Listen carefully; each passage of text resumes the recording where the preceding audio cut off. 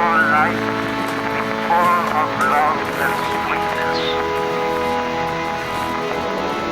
The Joyful Noise Radio Hour.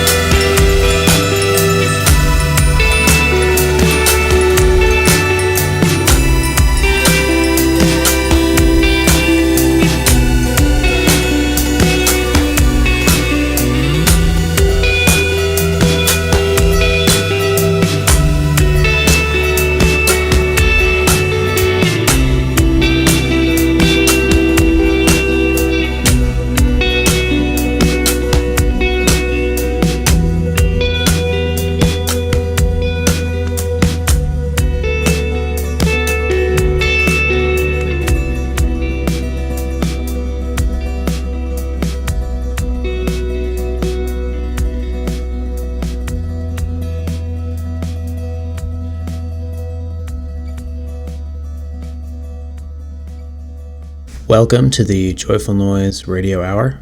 My name is Carl. I am the founder and curator of the Joyful Noise record label, and I will also be your host for this broadcast. Even though we've released 300 some records, this is our first episode in this long-form podcast-like format, so thanks for tuning in. My hope is that this will be a vehicle for us to introduce you to some new and unreleased music that we are working on, and also just a way for us to explain to you why we give a shit about this music. You just heard a song from Danish band Sleep Party People from their 10th anniversary reissue. Later in this episode, I'll be talking with our artist and friend Tim Kinsella, who you might know from his bands Joan of Arc, Cap'n Jazz, Owls, and Make Believe.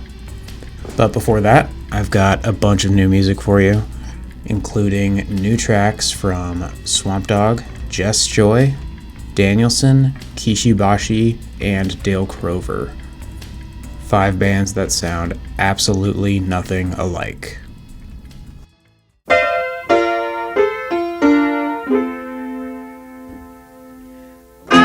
Eating lunch at Barney's Beanery and also checking out all the scenery. There was a girl sitting at the table in the corner.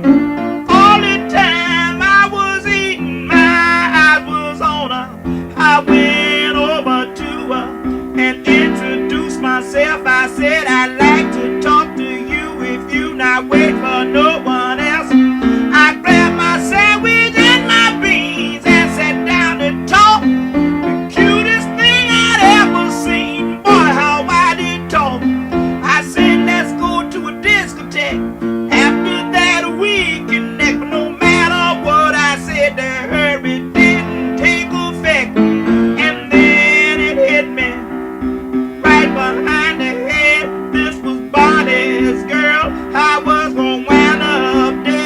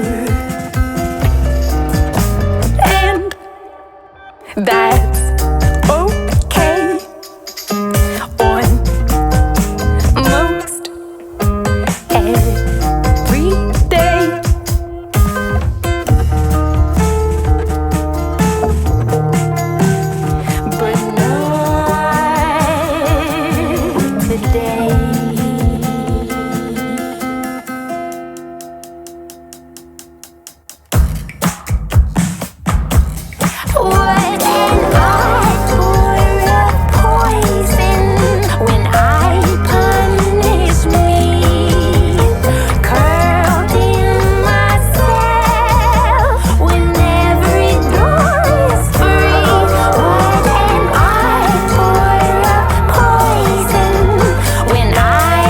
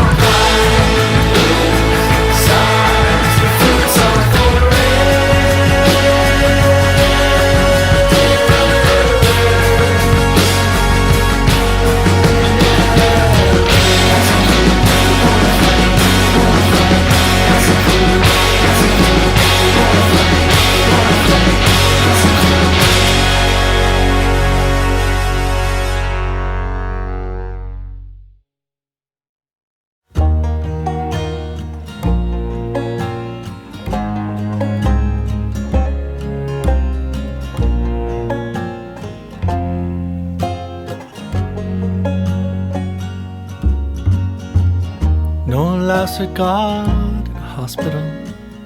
No one laughs at God in a war.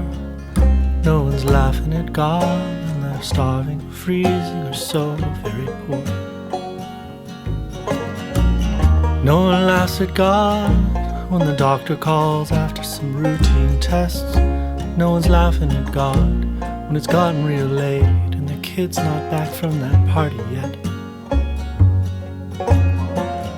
No one laughs at God when their airplane starts to uncontrollably shake. No one's laughing at God when they see the one they love hand in hand with someone else in the hope that they're mistaken. No one laughs at God when the cops knock on their door and they say, "We've got some bad news, sir." No one's laughing at God when there's a famine, fire, or flood. But God can be funny at a cocktail party when listening to a good God-themed joke, or when the crazy said he hates us and they get so red in the head you think they're about to choke. God can be funny when told he'll give you money if you just pray the right way. When presented like a genie who does magic like Houdini, grants wishes like Jiminy Cricket and Santa Claus. God can be so hilarious. Ha ha.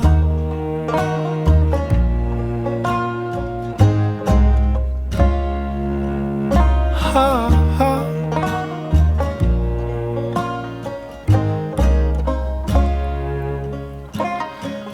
No one laughs at God in a hospital. No one laughs at God in a war. No one's laughing at God when they lost all they've got and they don't know what for. No one laughs at God on the day they realize that the last sight they'll ever see is a pair of hateful eyes. No one's laughing at God when they're saying their goodbyes.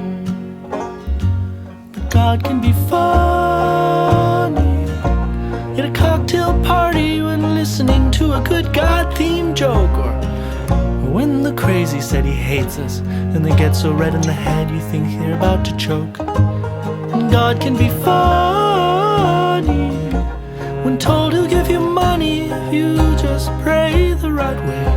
When presented like a genie who does magic like Houdini, grants wishes like Jiminy Cricket and Santa Claus. God can be so hilarious. No one laughs at God in a hospital. No one laughs at God in a war. No one laughs at God in a hospital. No one laughs at God in a war. No one's laughing at God in a hospital. No one's laughing at God in a war. No one's laughing at God when they're starving or freezing or so very poor. No one's laughing at God. No one's laughing at God. No one's laughing at God. We're all laughing with God.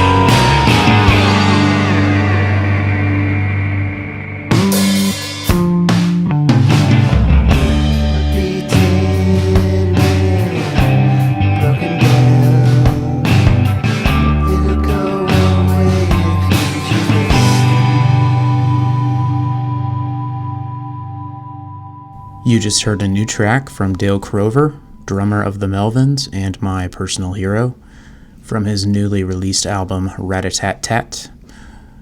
We started off that little batch of songs with a rare demo track from the legendary Swamp Dogg, which he recorded way back in the 70s, followed by a track from Jess Joy, who is the most recent addition to the Joyful Noise roster. Her album is coming out in April, and it is absolutely fantastic. It's produced by Greg Saunier from Deerhoof, followed by a new song from Danielson, which appears on the soundtrack to an upcoming movie called Electric Jesus, which is totally amazing. And if you have any residual trauma from being raised on Christian music, as well as a love for Spinal Tap, you will definitely want to check out this movie. And that was followed by a new track from Kishi Bashi, in which he covers his old cohort, Regina Spektor. You can expect a lot more Kishi Bashi coming to you in the coming months. So, I would be remiss if I didn't acknowledge the end of the Trump era in some way, and specifically our related satirical band, Anal Trump. Now that this fucking egomaniacal monster is out of office, Anal Trump might be in a state of forced retirement, and I've never been in the position of wanting one of our bands to break up, but in their case, since their subject matter is entirely dependent upon this fuckhole, I really hope we never have to hear from them again. But in honor of our anti-heroes, here's an Anal Trump song, and it is titled 9/11 Was Inconvenient for Me, Personally. That's the entire song. 4 seconds. Kind of fitting that the Trump presidency lasted 4 years and felt like 4 decades. Anyway.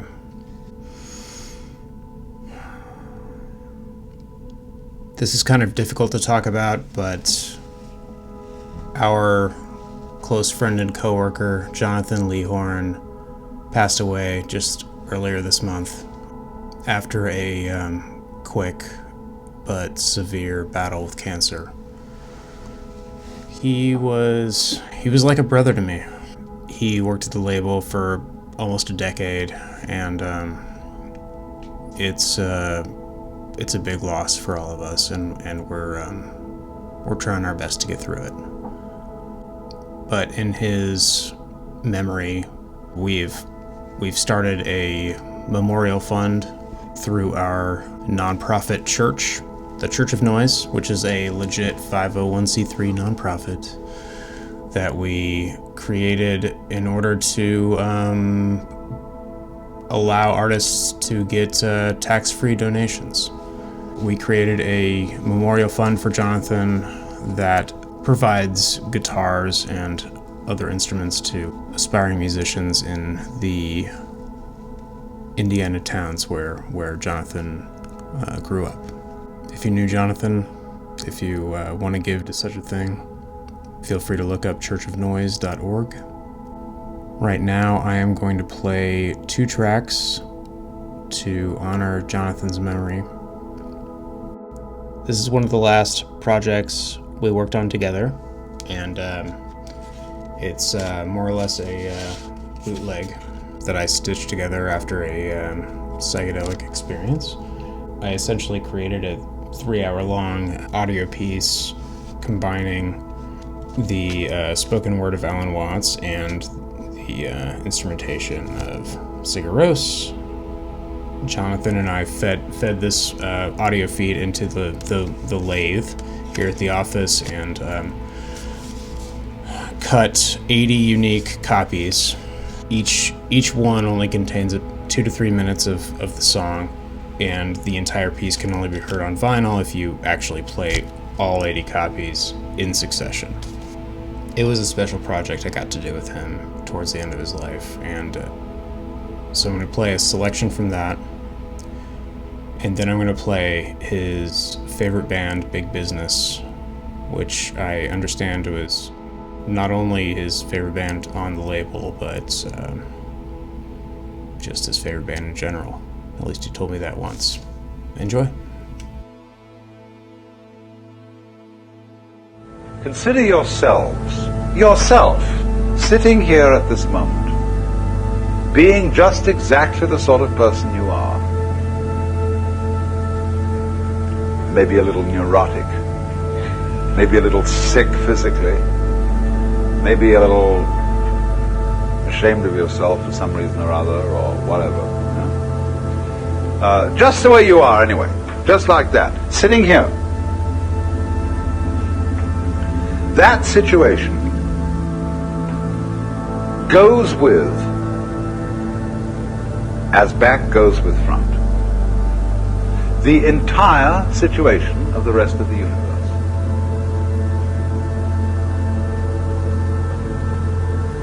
In other words, you as you are, exactly the way you are, and you really don't know what that is.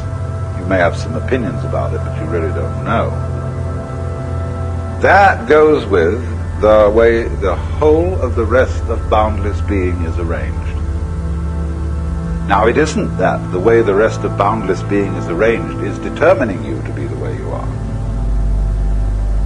Or if it is that, if that's true, if it determines you, then we must also allow the other side of the picture that you determine it. It's your karma. You did it. But you say, no, but I didn't. I couldn't help it. It did me. And you can say, tisn't, like two children arguing until you realize that the argument was stupid. Because you and it are one event. It isn't a question of it controlling you or you controlling it. It's all one event.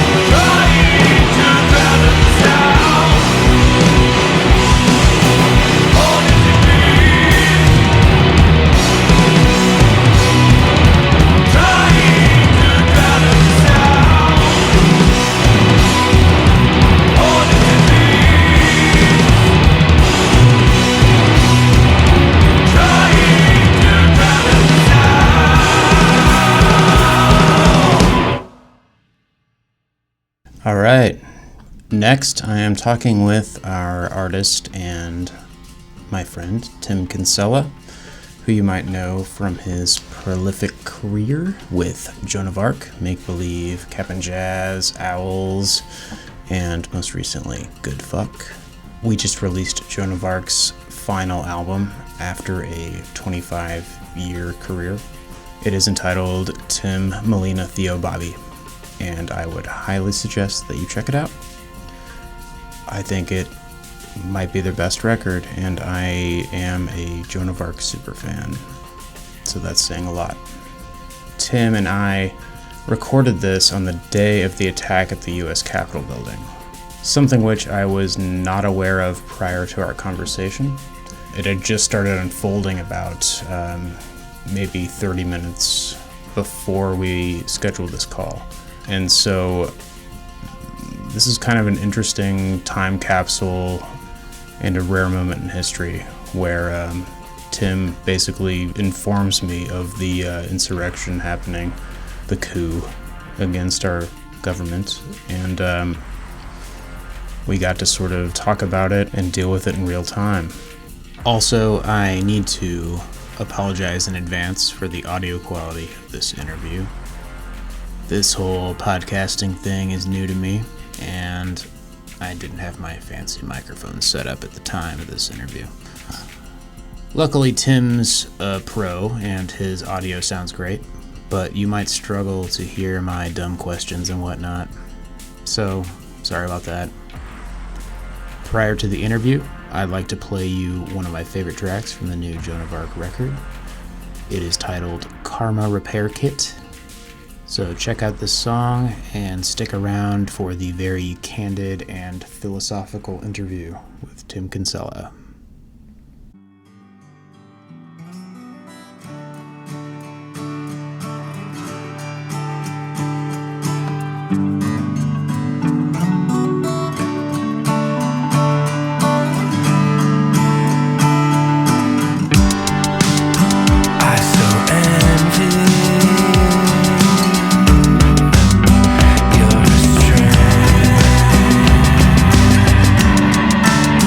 Skirt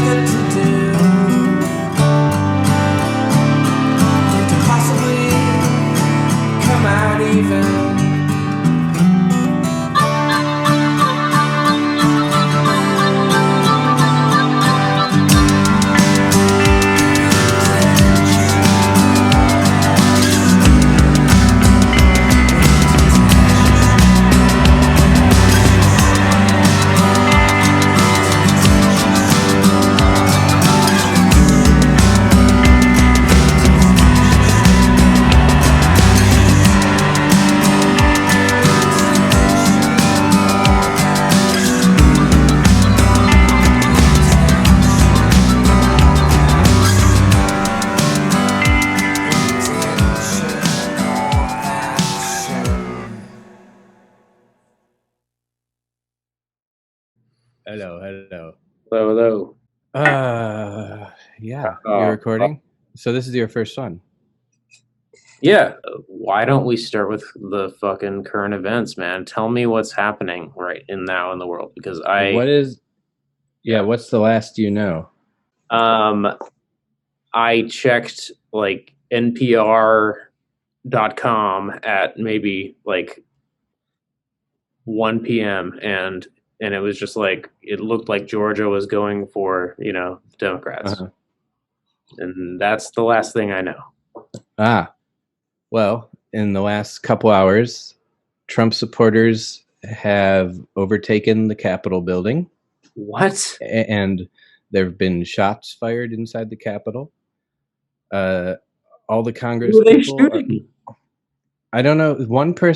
There were shots fired earlier, and now one person has been reported shot, but they aren't identifying who. And all the Congress members are sheltering in place. All the media inside the building has been brought to the basement together, where they're all sheltering in place.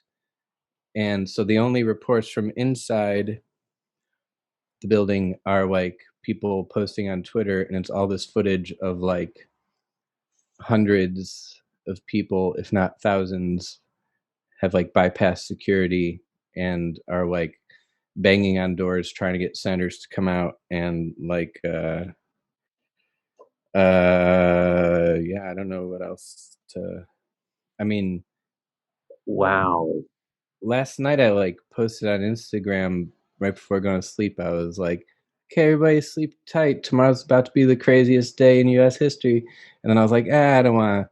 I'm sick of people calling me an alarmist. And now I'm like, I took down my. This is, Yeah, I'm gonna make this world historical event about me.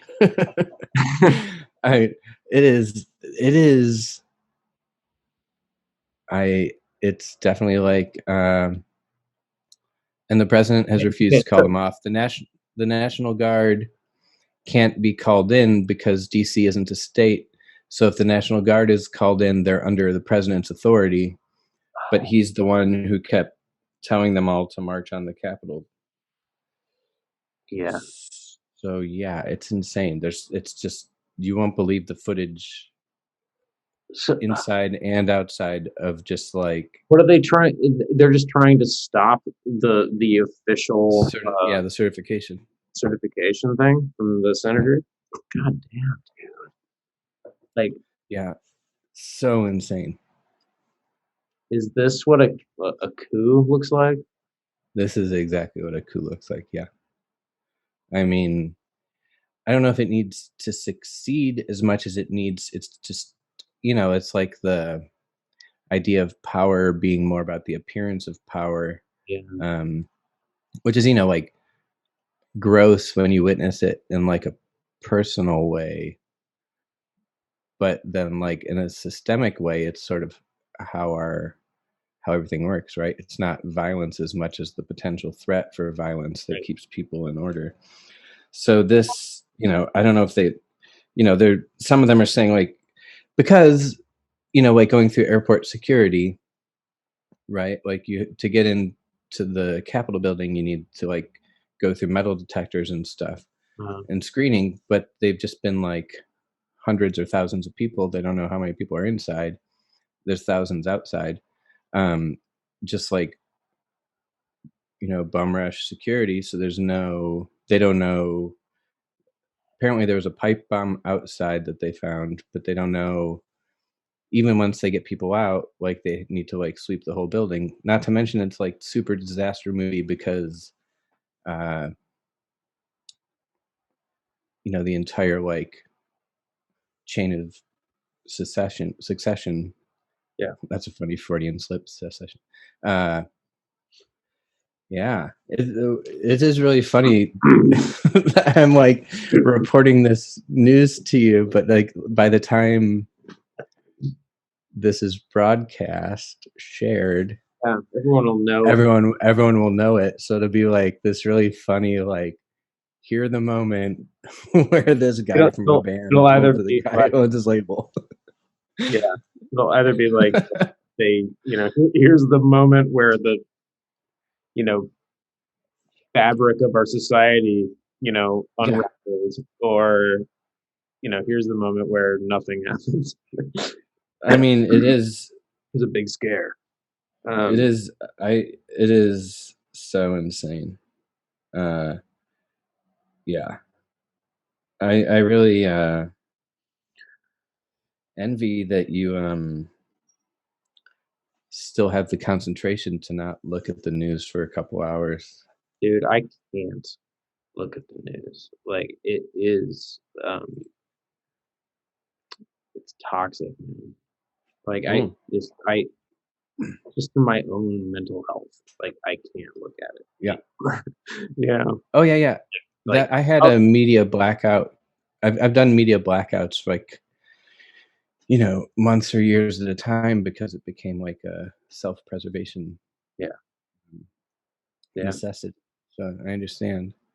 I will say, like, how much I love marijuana. But there's always the fear that it can, like, the wrong input, it'll tilt. Because, I stopped smoking weed during the Iraq invasion because I was so like, am I like my life went from like recording music all day and occasionally checking in the news to like reading the news all day while stoned and occasionally playing music. and I was like, I live in an upside down world. Was that like check out the entire Make Believe discography for proof of me living through that. What record was that? It would have been when the Dick Cheney Mark Twain record, and then when we started Make Believe. Cool. But yeah, since election day, I have been so happy because I can like smoke marijuana as frequently and freely as like I feel like myself. It's funny and nice to see like how quickly laws can change, like how norms can change if we want them to. I'm glad you find that a positive thing, because I mean, at the moment it seems like a terrifying thing. So, and we do need to focus on like how this can be constructive. Yeah, I mean, that's why all those people are pissed off right now, is because like their sense of reality is changing. Like, they're scared of the future, and they're scared of losing control. Yeah, I mean, I think fundamentally this whole crisis of the last 4 years especially, but then like the Tea Party before that, and then even getting it all goes back to like the Citizens United decision, and then like it's all about like media ownership and education. But that's why they don't obviously, I mean, this goes back forever, but they don't want an educated public. They want a public just educated enough to like work. I'm kind of feeling like the media ownership doesn't even matter all that much anymore, because the algorithms just run everything, Right. And like, people can just get swept up in these YouTube rabbit holes, where like one day they're a fucking normal person, and the next day they believe that Nazis have a moon base or whatever. Mm-hmm. Well, two things about that. One is like related to like the psyops of power that the algorithm is now in control of. You don't need like some sinister cabal in a back room. Right. It's like it's the algorithm. But then related to that, and this is like the threat of force versus force. I don't know if like one news story of the last week or so that has gone kind of unnoticed with everything else going on is this dancing robot. Have you seen this? Like this like I haven't seen dancing law enforcement robot, just like sort of showing off its dexterity. Wait, so it's like a sort of sort of like a RoboCop kind of thing. Okay. Yeah. So it's sort of like this, like, well, how could a minority really hold rule. And it's like, you've seen it in fascist, authoritarian countries forever without robots. You just need to roboticize the mind of people. Where the fuck is this RoboCop? Like, what city does this exist? Can't remember the name of the company. I saw a link to it on the Gaslit Nation Patreon, which I'm actually wrapping with the hoodie at the moment even. But the other thing about the media ownership thing, and the rabbit hole, I can't remember what I was going to say. Like, that used to matter. I mean, that matters for our parents. What'd you say? Well, like the media, corporate ownership of the media definitely like influences the minds of like our parents. Our parents' generation. Right. Fox News crowd or whatever. But But the like YouTube conspiracy theory, things are just going crazy. It seems like it's Well, but part of how that works is like the Epstein thing is real. Yeah, Jeffrey I know. Epstein. Like they're so QAnon like takes like elements of what's really happening. So the way the right-wing conspiracies work is they take things that are kind of true. Yeah. Or things that are true, and they take parts of it and then like warp it. I mean, it's the same way that like just like build on it. Yeah. I mean, they use that as like proof of other shit. Right. It's like the way that like Trump tampers in the election and then says there's been election tampering. Yeah. It's like they just accuse the other side of what they're doing.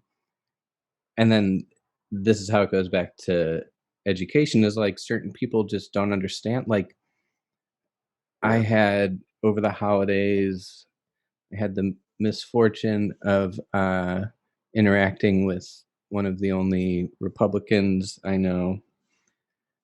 And she describes herself as Republican, but it's really like, I just don't know anything. It's like, you know what I mean? It's like, so she like at the end of the conversation is like, oh, I'm so happy that Republicans and Democrats could get along. And I'm like, whoa. Like, she's like, I'm so glad we could have this conversation and just like listen to each other and understand each other. And it's like, but wait, you don't know like the basics of like, you did like a third grade civics 101 class. Like you don't understand. So like you might feel like, sure, I can be civil towards you because I'm obligated to be, but the fact that you don't know anything doesn't mean that you're like, oh, 50-50, both sides are right. You know what I mean? Like she doesn't know like the basics. God damn, dude. But yeah, it's fucked up to like see like otherwise reasonable people, and I know a few people like this that are in this category with that they're not Republicans, like they're not sort of beholden to that ideology, but they believe in an alternate fucking reality, man. Right. Like they have lost touch with consensus reality. Right. And they really think that Bill Gates is fucking microchipping people with the vaccine or whatever, Right, because our cell phones weren't enough. Right, like or social media. We're already like paying him for the pleasure of tracking us. Tracking us. Yeah, I know. It makes no, but like, it's cult like, dude. And I don't know if you know this about me, but I have a degree in religion. That's actually the only thing I'm, qualified to talk about, I guess. But it's cult like in Yes. in its like blind, not just blind faith, but it's like the inability to tolerate any other point of view, you know? Yeah, I mean, I read this because I was an altar boy as a kid, so I like, because my mom taught at the Catholic school that I went to, so like it's not like we were like super Catholic. It's more like my parents wanted us to go to like a better school. So my mom taught there so we could afford it, and it was like, Your mom teach there, like just so you could go to school there, essentially. I guess so. I think that was her intention. Yeah, she sure quit after my brother finished, got a different job. So if she didn't start there for that, and I don't think she was there before I was there. But so yeah, so I was an altar boy, but it wasn't like we had this crazy Catholic thing, but I was raised with that imagery and all. Mhm. And then I went to DePaul, and like I worked really hard in high school to get this scholarship to go to DePaul because it was really expensive. But if my parents were like, you can go there if you can get this like thing to cover it, the scholarship. So it's like the same as a state school. So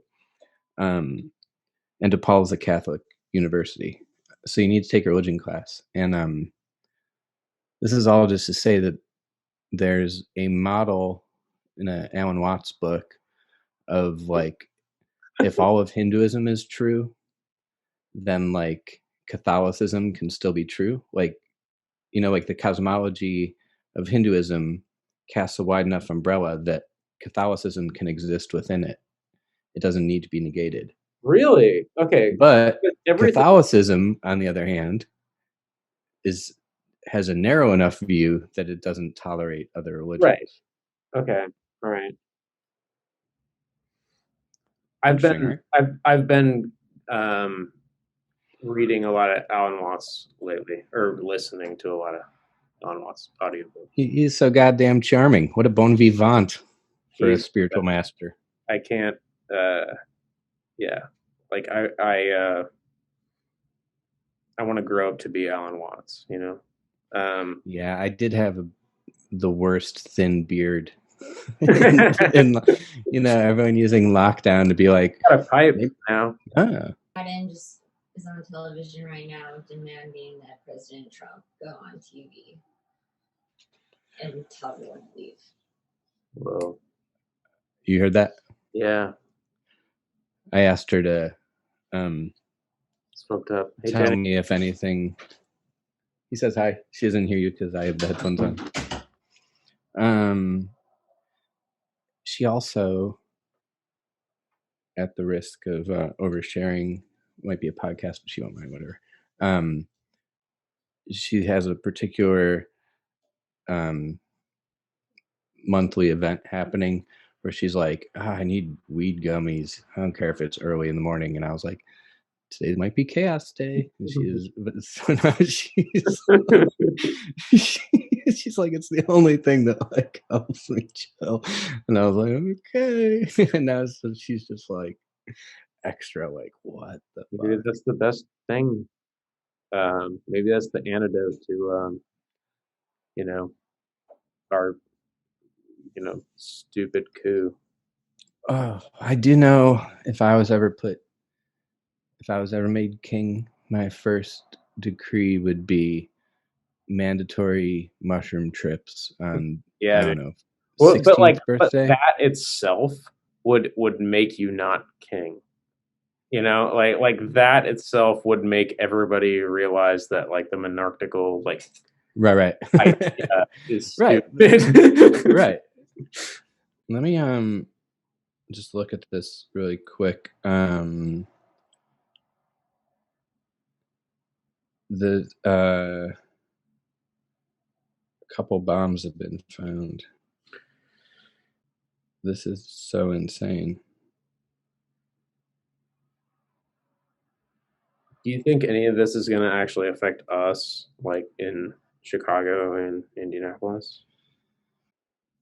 Like in a big city, the thing about living in a big city is you're like in close proximity with people who are different than you all the Yeah, time. you So you learn and like you just I know, man. That like you that's come to embody. Yeah. there are no red states and blue states. There are just cities and rural areas, you know? Like Yeah. if you dial into the, county maps, it doesn't matter what state you're in. Like if it's a city that has people of various ethnicities, it's Yeah. like it's blue. Yeah. And you're like bumping up against each other all the time. Yeah, then you And don't, that's just part of life is yeah. like I Like, deal with then people you that don't fucking fear people, Yeah. yeah. I mean, they don't get to, yeah, the fear mongers don't get to use that. I was shocked on election night 2016 that like Your record came, when Trump yeah. remember that? No, inauguration. It came out on inauguration day. Those are- So on election day, it was there were people in my neighborhood like white guys in the street banging their chests, like woo woo woo, and it was like, whoa, like where have these guys been hiding? They felt empowered that very night, that moment. Oh my god, this is so insane. Yeah, man. Hey, man. So, I mean, we have Henry Winkler on Twitter calling for Donald Trump. He says Trump is exactly like Mussolini. His term should end that way. Mussolini's corpse was torn apart as he was dragged through the street. you got like Henry Winkler, the Fonz. Oh, Jesus Christ. dude, You guys, okay, let's try to talk about. let's talk about like the fact that that you had this record that came out like on inauguration day, and it was like Oh yeah, accidentally prophetic, like but I don't. ordered that. Like you had no inkling that Trump would be president, right? I mean, I remember running into an old friend of mine at the grocery store that morning, election day 2016, and my friend. The election day. I meant inauguration day. Whatever. Yeah, no, but whatever. I remember on election day, my friend saying to me like, "Oh, hey, how's it going?" I was like, "Yeah, I don't like this. It's makes me nervous." And my friend being like, "What are you worried about? He has like a 3% chance of winning or 7% chance of winning or something like." And I was like, "That's still like way too much. Like that's I don't know. Maybe I'm just anxious, but there is." So you think that anxiety? I think You guys wrote that into the record? I do. I think that to get back to like the religious realm, in the beginning was the word, right? Like Yeah. we all say things into being. Yeah. And hear me out here. I'm not saying that we we sang Donald Trump into being, but I'm saying that there is a sort of like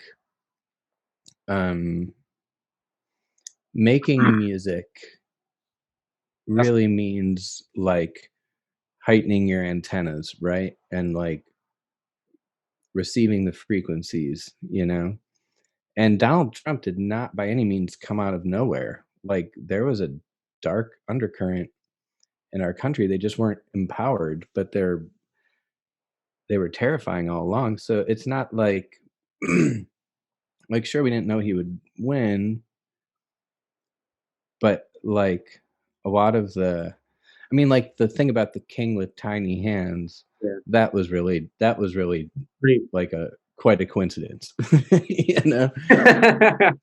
What'd you say? That's pretty fucking funny, man. I found Yeah. the king's hands tiny. Yeah. For us to make a bumper sticker out of it. Yeah. That was definitely.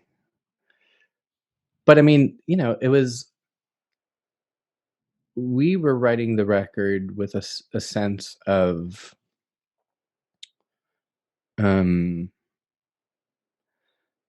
just being critical of like power in like a generalized sense. So the tiny hands thing was a coincidence in that like that then became a thing with him. Yeah.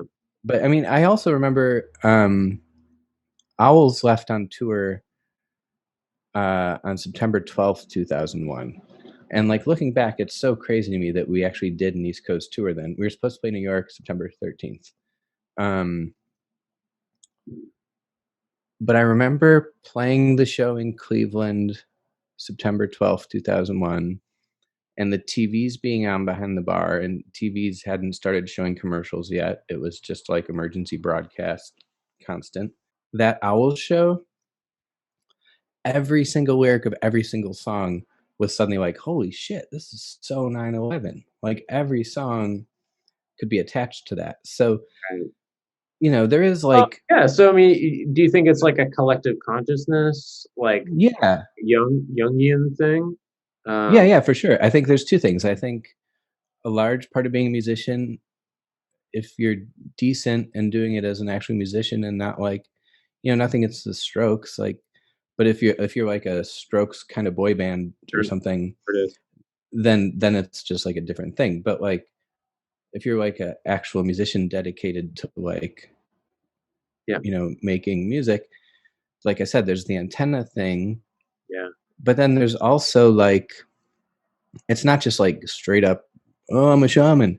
It's like there's also some skill involved where you want to write songs that thematically, that seem specific. This is like one of the paradoxes of good writing, is like using detail that's specific so that it can become universal, you know? Yeah. That makes sense? Yeah. I never thought about that, but that makes a lot of sense. I feel like you just like gave away your writing secret.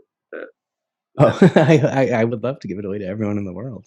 I mean, yeah. I know that personally, my favorite moment, I spend so much time recording as the enabler of so much of it, such a high ratio of it being made public in any way, you know better than anyone. I spend so much time recording and I love every part of it, but my absolute favorite moment is listening to the master. Like once it's done and I can't touch the mix, and then it's mastered. Huh? Like, does it feel like someone else at that point? Exactly. Yeah. Because then I no longer have the right to tweak it anymore, right. But it's also not public. So that's like the one, so I don't have like the insecurity of like, oh, am I going to be attacked for whatever, you know, like, you know, which I'm sure is just like residual trauma from pitchfork bullying, but like, right. But like that moment you get it back and you're listening to the master, it's like I'm removed from myself, and I'm like hearing what I've made and I can't touch it.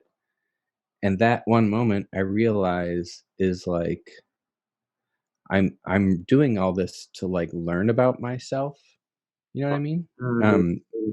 I'm totally like digging in my heart and brain, like excavating. And so I love that. So cool. And so I know that like if I could give my writing secrets to everyone. What did you say? That's why you're a fucking genius, Sam. I said, what'd you say? You shut up, like I'm curious. Like that's why your art is so impactful, man, and that's why it lasts, and that's why it fucking matters. Oh, thank you. I feel very lucky that you believe that. Thank you. Yeah, I believe that with every bone in my body. Thank you. I mean, I could never thank you enough for all you've done for so many years. So thank you. It's a weird, you know, like this year, so tough on everyone, right? Obviously, like, just overwhelming. You know, I know 4 people, you know, I mean, I'm including Jonathan in this number of, like, people I didn't know well. Yeah. But, like, I know 4 men within 5 years of my own age who died in the last 3 weeks. That's insane. And that's, like, what we're all... Like what? I mean, okay, yeah. Like,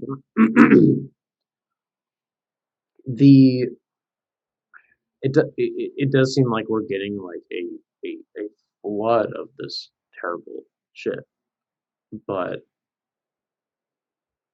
something that I've like been trying to grapple with is like is realizing like that's just gonna happen more and more. Yeah, like Yeah, right.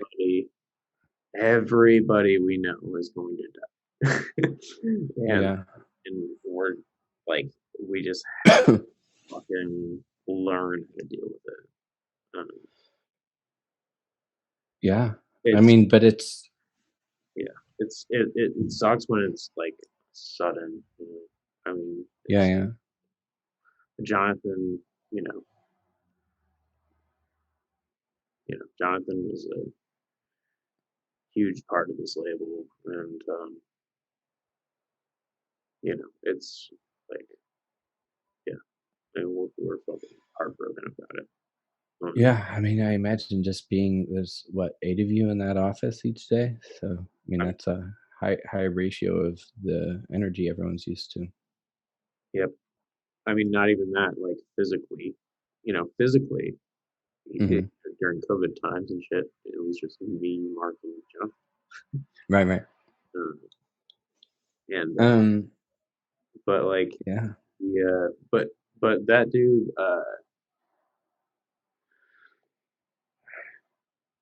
yeah, he was like just so fucking devoted to the label. I want to tell a story about him. He so we back in the day had a shitty uh, uh, physical distribution person that I won't name. Mhm. And when I fired him, he told all the interns to not come in. And Jonathan was the only intern that was like, "Fuck you, I'm still coming." Yeah. Oh, wait, you're saying when you fired the person you fired told all the interns to not come in? Yes. Like out of spite or whatever. Yeah. Like Right. he was Sedition. the direct contact for Mhm. most of those people, and he was just like, "Don't come in. Like the internship's over." Or I don't know what he said. Right. But Right. So but you knew Jonathan was loyal early Jonathan on. like deliberately defied him, and still Right. in, you know, Yeah. to work, and drove an hour, from Bloomington Right. was to work for free. Yeah. It was amazing. Yeah. Yeah, I'm really sorry about it. Ugh, it is. Ugh. It was a special day. You know, the thing is, every time any one of us this year we talk to our friends and we're like, "How you doing?" And everyone's like, "Well, I'm not doing as bad as some people." We're always like counting our blessings to each other. Like, I don't want to sound like I'm complaining, but the truth is, like, a couple years from now, again, the other side of all this chaos, like, we're gonna look back, and every one of us is gonna be like, "I can't believe how disrupted Yeah. every one of us our lives are so disrupted." I mean, to state the obvious, but it's so obvious you can't see it sometimes, Yeah. I mean, hopefully, Right. like, hopefully we get to a point where life has stabilized and, we look back at this time and it's chaotic. I mean, it's We've looking been like... through that. But Right. But who? I Um, mean, like, check the news, man. What's going on with the Capitol right now? Trump's addressing the nation right now. It says the election was stolen, fraudulent election taken from you by evil people. Wow.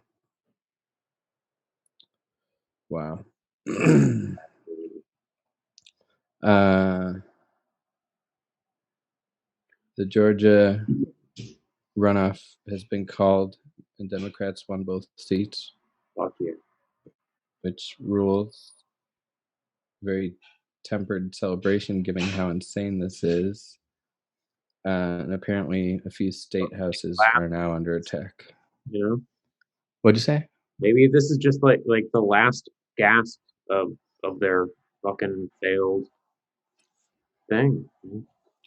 I feel like on a evolutionary level, it has to be, but it sure is painful going through it. It's like puberty for a whole civilization. You know, like I the know. growing Like, pains. I know. Like it feels like half of humanity, like it is like through puberty, and the other half isn't. And Yeah, I mean, even like whatever half, even the like through puberty, we're still like, you know, adolescents compared to like understanding what really needs. I mean, it's like, yeah, it's just we're gonna need a shock of enlightenment. I mean, yeah, it sort of happened with Black Lives Matter over the last spring and summer. Yeah. I mean, But yeah, yeah, but I think people have become more socially aware, or we're like aware of social justice, Yeah. you know, than they were during the Obama years. Yeah, for sure.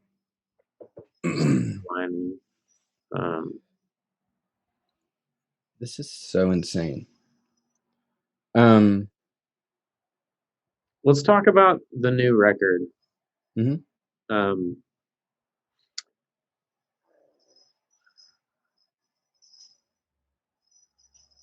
I have such like, so I mean, I feel like personally connected to Joan of Arc.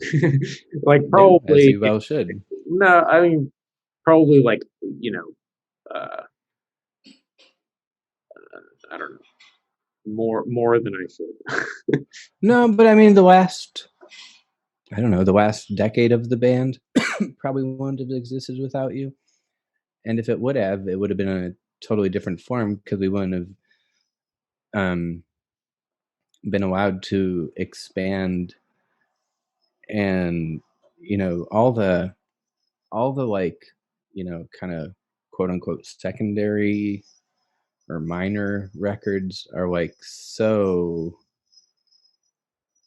it's like, you know, you go to the museum and you see whatever haystacks, right? But you don't see all the sketches that went into the haystacks. And so it's like we aren't like our secondary or more minor records, ones that like don't get as wide a release and stuff, or maybe aren't as immediately accessible. They aren't just like the sketches to make the primary records. You know, we don't share the sketches, but they are equally as important as the records that seem more immediate and get wider distribution and publicity and stuff because they sort of counterbalance them. They aren't just like our way of working through things, but they're also, it's like we wouldn't be able to make songs if we didn't also satisfy the impulse to make noise. Yeah, or like songs versus music. You know what I mean? Space. I'm sorry, It's like you cut out. What did you say? Albums or something. You know, like the like albums can't exist without space in between them. Right. I don't know. Right. I think I'm trying to borrow from Alan Watts again. But well, I think I've, you know, said this to you privately, but like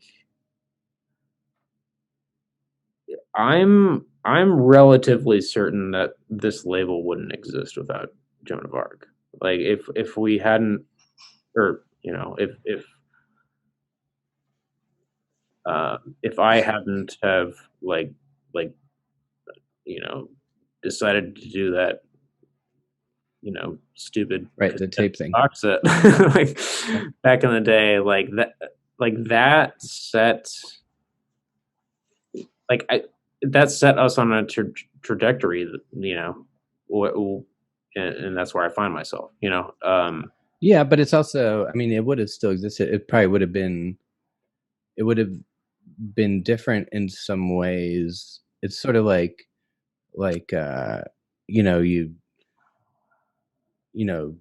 maybe you're like like dating someone for a long time or something,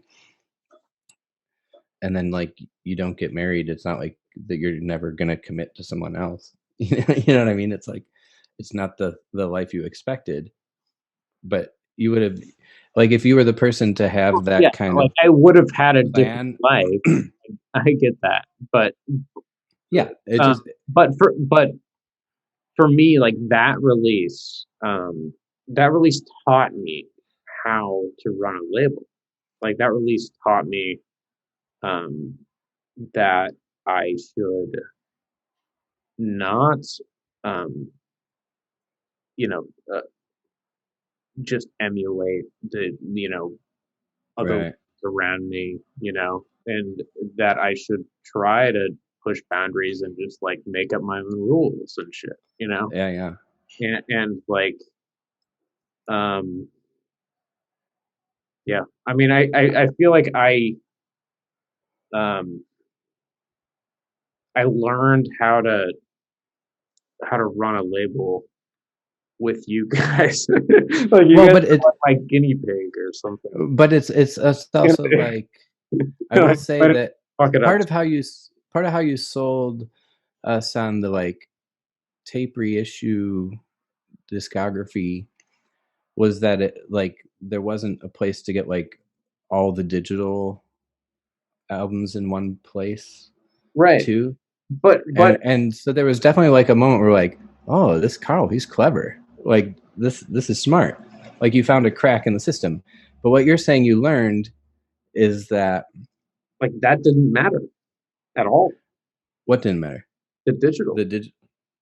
Like what you're I saying in learned, terms of sales, or in terms of what you learned? what I learned through that is that guessing, people cared more about the trophy, about like having the right, the object, tile, like artful object that represents, the um the music, right. and Well, I mean, what were you gonna say? no, Well, I mean, you run the label as a creative person and like, from an artistic sensibility.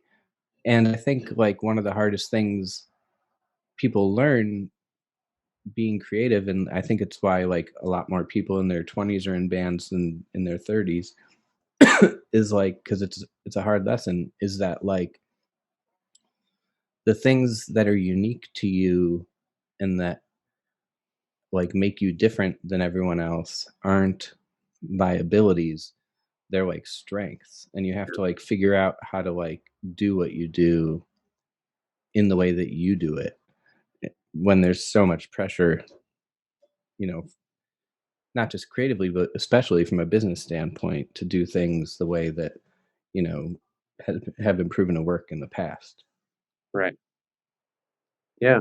I mean, I think that principle holds true with like art and business, I guess, or Yeah.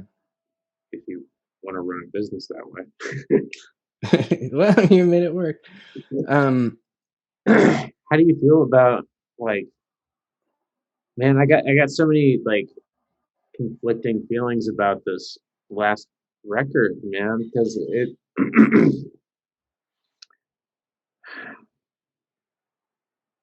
I love it so fucking much, man. And Thank you. I was like, I was listening to it the other day and just like had this realization that like, oh my god, I'm never gonna see this live. Yeah.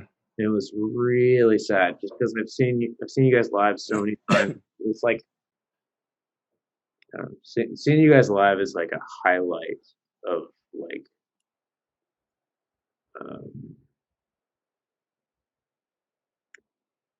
I don't know of art for me. Like I mean, I do feel like it took us a long time to get there. Like I would say our first decade we were very much a band that made records like artfully and then kind of struggled with how to translate it. Mhm. And then I would say by the end the last 5 years, I would say we were very much a live band. You guys were That then fucking amazing. Like I've seen a lot of my favorite bands live. A lot. Like many times. Okay. You guys are a band that I never got bored with. thank you. Like I mean, like, it changed a lot. It evolved a lot. Yeah. And there was also like, certain things that, like I remember Neil doing sound for us for however, after maybe 100 shows, he was like, what's crazy? I still forget that you guys aren't making that all up on the spot every night. What? He's like, he's like, everything that happens keeps being so unexpected. It feels like someone's trying to fuck with someone else. And I was like, oh. Because like to me it seems like so highly choreographed, you know? Yeah, it was so precise. Yeah. And a lot of that was very formal kinds of like, you could just sort of chart it on paper, like, okay, we can make it. I've seen those papers though, Tim. Those don't make sense to normal people. No, but I'm saying like you get to like we can get to song 8 before all 4 or 5 of us are touching the same instruments, are all touching the same instruments that we were. You know what I mean? Like, and then how do we sequence that so that it has a sort of accruing momentum? And yeah, it's all. Was your last show was in Europe, right? Was it Germany? Yeah. It was in Berlin, yeah. So the last show I saw of yours was in at Guess Who, I guess, right? Yeah, right. So a couple weeks, yeah. So it was the end of that tour, right? Utrecht. That was a funny show because I mean, and this is a testament to how tight we were.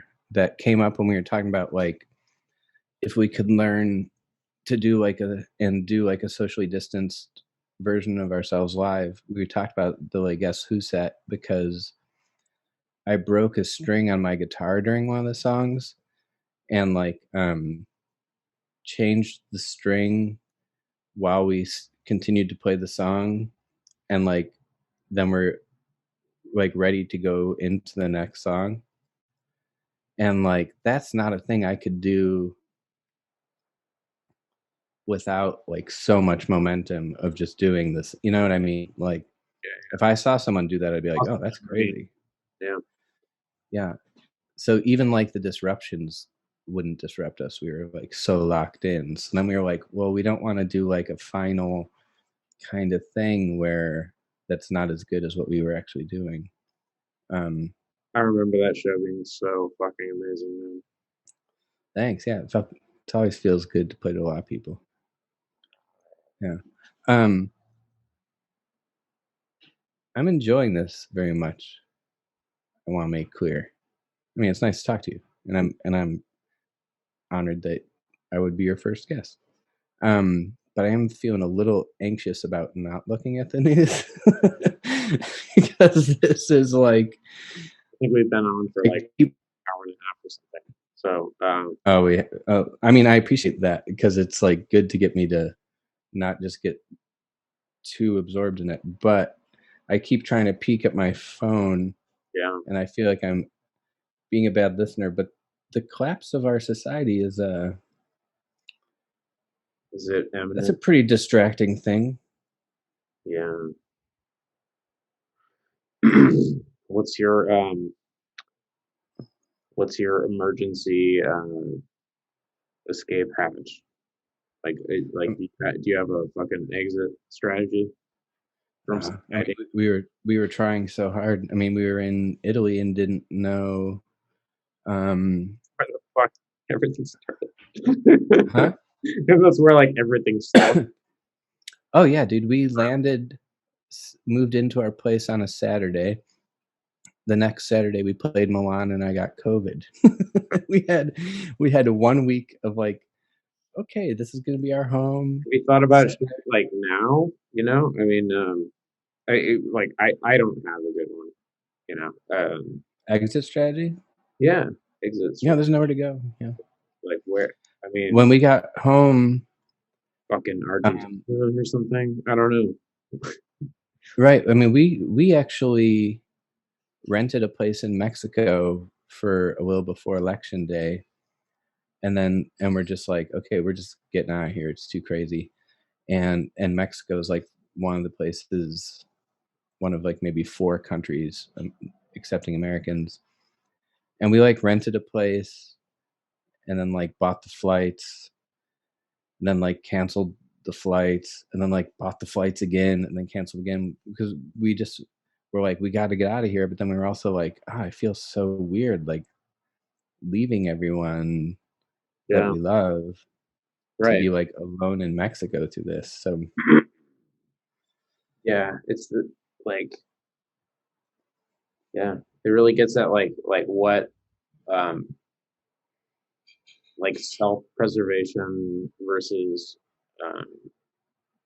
like,